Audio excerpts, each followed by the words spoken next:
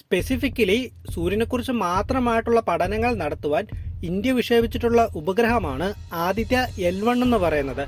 ഇതിൽ നമ്മൾ ചന്ദ്രയാനുമായിട്ട് കമ്പയർ ചെയ്യുകയാണെങ്കിൽ ചന്ദ്രയാൻ നമുക്കറിയാം ചന്ദ്രന്റെ സർഫസിൽ പോയി ലാൻഡ് ചെയ്തുകൊണ്ട് ചന്ദ്രനെക്കുറിച്ചുള്ള പഠനങ്ങൾ നടത്തുകയായിരുന്നു ചന്ദ്രയാന്റെ പ്രധാനപ്പെട്ട ലക്ഷ്യമെന്ന് പറയുന്നത്.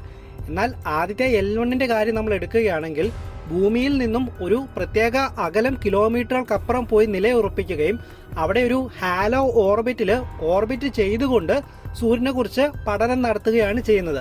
ആ പ്രത്യേക സ്ഥലത്തിന്റെ കാര്യം പറയുകയാണെങ്കിൽ ആ സ്ഥലം അറിയപ്പെടുന്ന പേരാണ് ലാഗ്രാൻഡ് L1 എന്നുള്ളത്. ഈ ഒരു ഏരിയയ്ക്ക് ഒരു പ്രത്യേകത ഉണ്ട്. അങ്ങനെ ഏകദേശം 5 ലാഗ്രാൻഡ് പോയിന്റുകൾ ഭൂമിക്കും സൂര്യനും ഇടയിലുണ്ട്. അങ്ങനെ നമ്മൾ ലോഞ്ച് ചെയ്യുന്ന ആദിത്യ L1 ഏകദേശം 4 മാസത്തെ സഞ്ചാരത്തിന് ശേഷം ലാഗ്രാൻഡ് L1 എത്തിച്ചേരുകയും അവിടെ എത്തിച്ചേർന്നതിന് ശേഷം പിന്നീടുള്ള 5 വർഷം സൂര്യനെ കുറിച്ചുള്ള പഠനങ്ങൾ നടത്തുകയും ചെയ്യും. അപ്പോൾ നമുക്ക് എന്താണ് ഈ ലാഗ്രാൻഡ് 1 എന്ന് പറയുന്നത്? ലാഗ്രാൻഡ് 1 മാത്രമല്ല, ഏകദേശം അങ്ങനെ 5 ലാഗ്രാൻഡ് പോയിന്റുകൾ നമുക്കുണ്ടോ. ലാഗ്രാൻഡ് എന്ന് ഉദ്ദേശിക്കുന്നത് നമ്മൾ സ്പേസിൽ ഗ്രാവിറ്റി ഉള്ള 2 വസ്തുക്കൾ എടുക്കുകയാണെങ്കിൽ ഈ 2 വസ്തുക്കളുടെയും ഗ്രാവിറ്റി പരസ്പരം ക്യാൻസൽ ഔട്ട് ചെയ്തു പോകുന്ന ആ ഒരു ഭാഗത്തെയാണ് നമ്മൾ ലാഗ്രാൻഡ് പോയിന്റ് എന്ന് വിളിക്കുന്നത്. ഇപ്പൊ നമ്മുടെ സൂര്യന്റെയും ഭൂമിയുടെയും ലാഗ്രാൻഡ് പോയിന്റ് എന്ന് പറഞ്ഞു കഴിഞ്ഞാൽ സൂര്യന്റെ ഗ്രാവിറ്റിയും ഭൂമിയുടെ ഗ്രാവിറ്റിയും തമ്മിൽ ക്യാൻസൽ ഔട്ട് ചെയ്തെന്ന് പോകുന്ന ആ ഒരു ഏരിയനെയാണ് നമ്മൾ സൂര്യന്റെയും ഭൂമിയുടെയും ലാഗ്രാൻഡ് പോയിന്റ് എന്ന് പറയുന്നത്. അങ്ങനെ നമ്മൾ നോക്കുന്ന സമയത്ത് സൂര്യനും ഭൂമിക്കും ഇടയിലായി ഏകദേശം ഇതുപോലെയുള്ള 5 പോയിന്റുകൾ നമുക്ക് കാണുവാൻ വേണ്ടി സാധിക്കുന്നതാണ്. അങ്ങനെ ലാഗ്രാൻഡ് പോയിന്റിൽ എത്തിച്ചേരുന്ന ഒരു സ്പേസ് ക്രാഫ്റ്റിന്റെ ഓർബിറ്റൽ മോഷനും അതുകൂടാതെ സെൻട്രിഫ്യൂഗൽ മോഷനും ഭൂമിയുടെയും സൂര്യന്റെയും ഗ്രാവിറ്റേഷണൽ ഫോഴ്സുമായിട്ട് ക്യാൻസൽ ഔട്ട് ചെയ്ത് പോകപ്പെടുകയും ഇത് കാരണം ആ ഒരു സ്പേസ് ക്രാഫ്റ്റിന് ഒരു സ്റ്റെബിലിറ്റി ലഭിക്കുകയും ചെയ്യും. ഇതോടുകൂടി ലാഗ്രാൻഡ് പോയിന്റിൽ എത്തിച്ചേരുന്ന സ്പേസ് ക്രാഫ്റ്റിനെ ആ സ്ഥാനത്ത് നിർത്തുവാനായിട്ട് നമുക്ക് കൂടുതൽ ഇന്ധനം കത്തിക്കേണ്ട ആവശ്യമില്ല. അതുകൊണ്ട് തന്നെ ആ ഇന്ധനം നമുക്ക് കൺസർവ് ചെയ്യുവാനായിട്ട് സാധിക്കും. നമ്മൾ വിക്ഷേപിക്കുന്നത് ലാഗ്രാൻഡ് പോയിന്റ് 1 പറഞ്ഞു. ഈ ലാഗ്രാൻഡ് പോയിന്റ് 1ന്റെ പ്രത്യേകത എന്താണെന്ന് വെച്ച് കഴിഞ്ഞാൽ ഒരേ സമയം ഭൂമിയെയും കാണാൻ സാധിക്കും, അതുപോലെ തന്നെ സൂര്യനെ കാണുവാൻ വേണ്ടി സാധിക്കും. നമുക്കറിയാം പല സ്പേസ് ക്രാഫ്റ്റുകളും വിക്ഷേപിക്കുന്ന സമയത്ത് ഒന്നല്ലെങ്കിൽ ഭൂമിയുടെ ഷാഡോയ്ക്കിടയിൽ ഇത് പെടും, അല്ലെങ്കിൽ സൂര്യന്റെ ഷാഡോയ്ക്കിടയിൽ ഇത് പെടും. അപ്പോൾ അങ്ങനെ ഒന്നിന്റെയും ഷാഡോയ്ക്കിടയിൽ പെടാതെ ഒരേ സമയം ഭൂമിയെയും സൂര്യനെയും ഈ ഒരു പോയിന്റിലേക്ക് വിക്ഷേപിക്കുന്നതോടുകൂടി ആ ഒരു സാറ്റലൈറ്റിന് നിരീക്ഷിക്കുവാൻ വേണ്ടിയായിട്ട് സാധിക്കും. അപ്പോൾ നമ്മൾ ആദ്യത്തെ L1ന്റെ കാര്യം പറഞ്ഞ സമയത്ത് നമ്മൾ പറഞ്ഞു ഇത് സൂര്യനെക്കുറിച്ചുള്ള പഠനങ്ങൾ നടത്തുവാനാണ് വിക്ഷേപിക്കുന്നതെന്ന് പറഞ്ഞു. ഓക്കെ, അതിനു മുന്നേ സൂര്യനെക്കുറിച്ച് ബേസിക്കായിട്ട് നമ്മൾ കുറച്ച് കാര്യങ്ങൾ അറിഞ്ഞിരിക്കണം.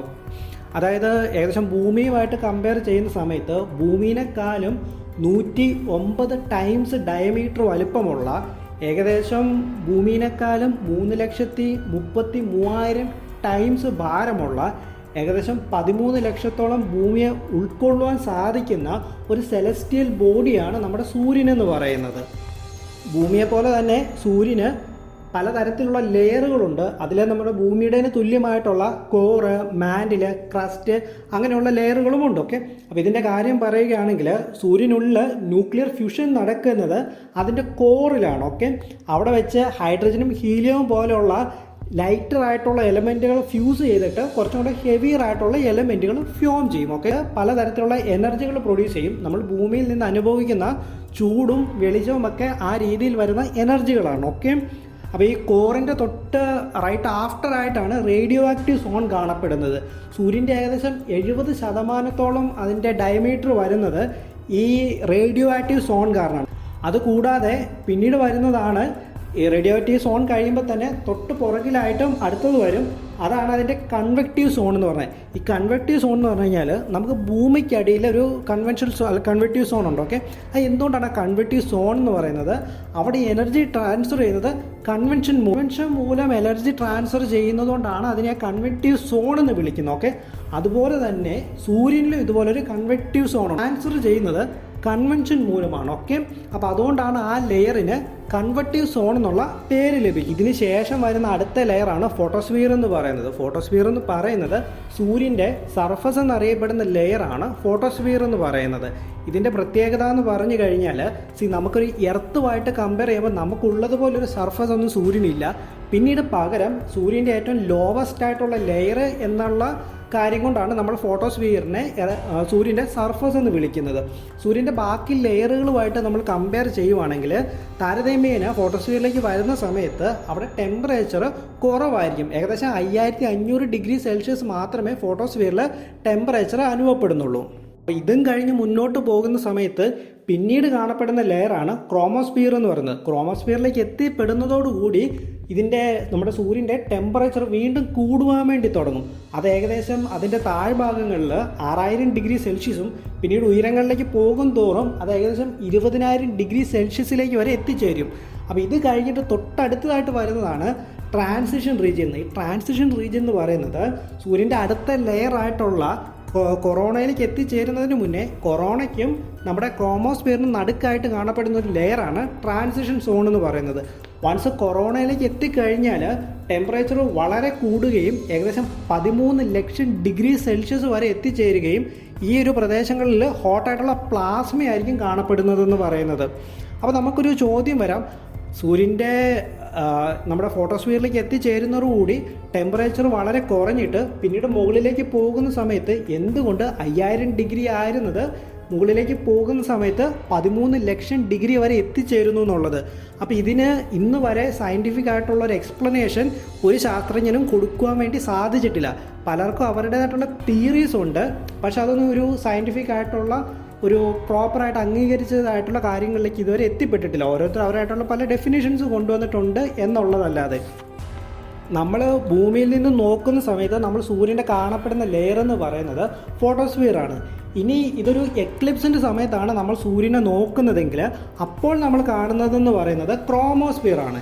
എന്നാൽ ഒരു ടോട്ടൽ എക്ലിപ്സ് ആണ് നടക്കുന്നതെങ്കിൽ ആ സമയത്താണ് നമ്മൾ ഭൂമിയിൽ നിന്ന് സൂര്യനെ നോക്കുന്നതെങ്കിൽ ഒരു ഫെയിൻറ്റ് ഹാലോവായിട്ട് നമ്മൾ കാണപ്പെടുന്നത് സൂര്യൻ്റെ കൊറോണേനെയാണ്. ഓക്കെ, അപ്പം നമ്മുടെ ആദിത്യ L1 സാറ്റലൈറ്റ് വിക്ഷേപിക്കുന്നത് എന്തിനാന്ന് വെച്ച് കഴിഞ്ഞാൽ ഈ സൂര്യൻ്റെ ഔട്ടർ മോസ്റ്റ് ആയിട്ടുള്ള 3 ലെയറുകളായിട്ടുള്ള ഫോട്ടോസ്ഫിയർ, ക്രോമോസ്ഫിയർ, അതുകൂടാതെ കൊറോണ. അപ്പോൾ ഈ 3 ലെയറുകളെക്കുറിച്ച് പഠിക്കാനാണ് ആദിത്യ L1 നമ്മൾ സൂര്യനിലേക്ക് അയച്ചിട്ടുള്ളത്. സൂര്യനിലേക്കല്ല, ഈ ലാഗ്രാൻഡ് പോയിന്റ് 1 അയച്ചിട്ടുള്ളത്. അപ്പോൾ ഇതിലുള്ള ഇക്വിപ്മെൻറ്റ്സിനെ കുറിച്ച് നമ്മൾ അറിയുന്നതിന് മുന്നേ സൂര്യൻ പുറപ്പെടുവിപ്പിക്കുന്ന എനർജികളെക്കുറിച്ച് നമ്മൾ അറിയണം. നമുക്കറിയാം സൂര്യപ്രകാശവും ചൂടും അല്ലെങ്കിൽ നമ്മൾ ഹീറ്റും അല്ലാതെ വേറെ പലതരത്തിലുള്ള എനർജികൾ സൂര്യൻ പുറപ്പെടുവിപ്പിക്കുന്നുണ്ട്. അതിന് ഉദാഹരണം പറയുവാണെങ്കിൽ പലതരത്തിലുള്ള ഇലക്ട്രോ മാഗ്നറ്റിക് റേഡിയേഷനുകളായിട്ടുള്ള UV റേസ്, അതുകൂടാതെ തന്നെ നമുക്കറിയാം UV റേസ് എന്ന് പറയുമ്പോൾ നമുക്ക് സ്കിൻ ക്യാൻസർ പോലുള്ള രോഗങ്ങൾ ഉണ്ടാക്കുന്നതാണ് UV റേസ് എന്ന് പറയുന്നത്. ഇത് കൂടാതെ തന്നെ infrared radiation, radio waves, X rays, gamma rays, ഇങ്ങനെയുള്ള പലതരത്തിലുള്ള ഇലക്ട്രോ മാഗ്നറ്റിക് റേഡിയേഷൻസ് സൂര്യൻ പുറപ്പെടുവിപ്പിക്കുന്നുണ്ട്.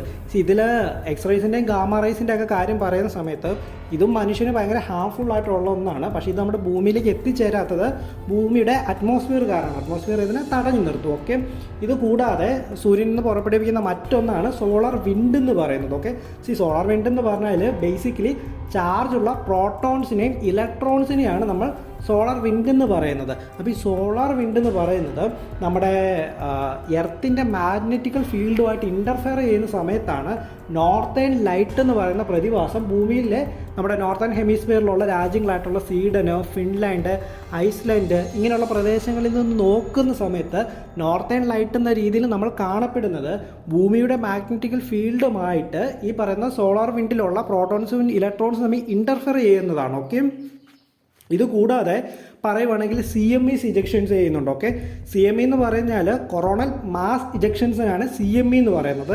ഇതുകൂടാതെ സോളാർ ഫ്ലെയർ, ഇങ്ങനെയുള്ള പലതരത്തിലുള്ള എനർജികൾ സൂര്യൻ പുറപ്പെടുവിപ്പിക്കുന്നുണ്ട്. ഓക്കെ, അപ്പോൾ ഇതിനെക്കുറിച്ചൊക്കെയുള്ള പഠനങ്ങൾ നടത്തുവാനായിട്ട് ആദിത്യ L1 ഇൻസ്ട്രുമെൻറ്റ്സ് നമ്മൾ നോക്കുകയാണെങ്കിൽ അതിൽ ഒന്നാമതായിട്ടുള്ളതാണ്, ഇതിനകത്ത് 7 പേലോഡുകളുണ്ട് കേട്ടോ, അല്ലെങ്കിൽ 7 പേലോഡുകൾ അല്ലെങ്കിൽ 7 ഇൻസ്ട്രുമെൻറ്റ്സ് ഉണ്ട്. അപ്പോൾ അതിനകത്ത് ഒന്നാമതായിട്ടുള്ളതാണ് വിസിബിൾ എമിഷൻ ലൈൻ കൊറോണോഗ്രാഫ് അല്ലെങ്കിൽ VELC എന്ന് പറയും. ഇതെന്ന് പറയുന്നത് കൊറോണ ലെയറിനെ കുറിച്ചുള്ള പഠനങ്ങളാണ് നടത്തുന്നത്. അതുകൂടാതെ തന്നെ കൊറോണൽ മാസ് ഇജക്ഷൻസിനെ കുറിച്ചുള്ള പഠനങ്ങളും ഈ VELC നടത്തും. രണ്ടാമതായിട്ടുള്ള ഉപകരണമാണ് സോളാർ അൾട്രാവയലറ്റ് ഇമേജിംഗ് ടെലിസ്കോപ്പ്, അല്ലെങ്കിൽ സ്യൂട്ട് എന്ന് വിളിക്കും. ഓക്കെ, ഇത് സാധാരണയായിട്ട് ചെയ്യുന്നത് ഫോട്ടോസ്ഫിയറിൻ്റെയും അതുകൂടാതെ തന്നെ ക്രോമോസ്ഫിയറിൻ്റെയും അതുകൂടാതെ അൾട്രാവയലറ്റ് സ്പെക്ട്രത്തിൻ്റെയും ഇമേജിംഗ് ഒക്കെ ഈ ഒരു ഇൻസ്ട്രുമെൻ്റ് വെച്ചിട്ട് ചെയ്തുകൊണ്ടിരിക്കും.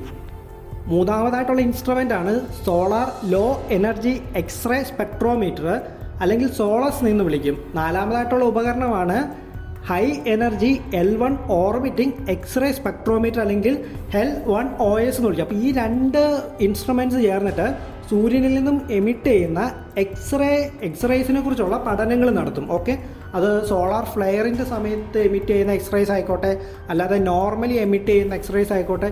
അപ്പോൾ ഇങ്ങനെയുള്ള എക്സ്റേസിനെ കുറിച്ചുള്ള പഠനങ്ങൾ ഈ HEL-1OSഉം അതുകൂടാതെ തന്നെ സൊളക്സ് എന്ന് പറയുന്ന ഈ രണ്ട് ഇൻസ്ട്രുമെൻ്റ് ചേർന്ന് അങ്ങനെയുള്ള പഠനങ്ങൾ നടത്തും. ഓക്കെ, അഞ്ചാമതായിട്ടുള്ള ഇൻസ്ട്രുമെൻ്റ് ആണ് Aditya solar wind particle experiment, അല്ലെങ്കിൽ ആസ്പെക്സ് എന്ന് പറയുന്നത്.